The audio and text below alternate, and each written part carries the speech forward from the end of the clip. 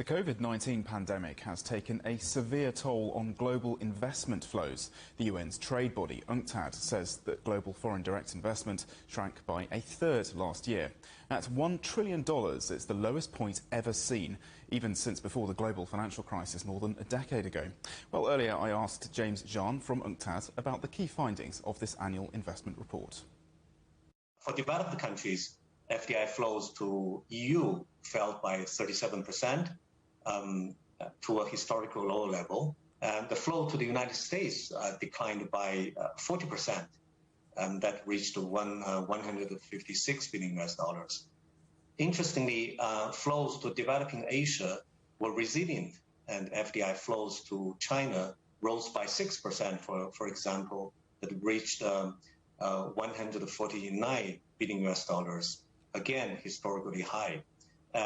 And this is mainly because of the resilience of economic growth. In Africa, FDI flows declined by 16% to $40 billion, and that's the level last seen 15 years ago. That is the current situation we see. Always the impact of global FDI flows. But the prospects is, I would say, we're cautiously optimistic. Cautiously optimistic. When are you predicting a full recovery to actually begin? I would say that for 2021, there will be a kind of bottom out with modest regain of the lost ground of 2020. We expect a kind of 10 to 15% of increase this year, but it's still well below the level of 2019. Therefore, we've seen that global FDI flows will gain momentum of growth in 2022 and approaching a full recovery by then. And from onwards, there could be a momentum of further growth.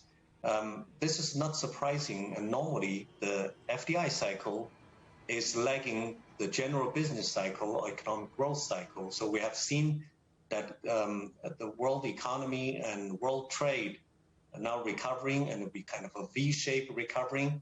But for global FDI, it could be kind of a U-shaped recovery, and that recovery is kind of gradual, as I said, over 2 years. Finally, you mentioned China having very strong incoming FDI last year, and you're saying that Asian economies will see modest increases this year. Is that the case for China? Will things continue to be positive for China?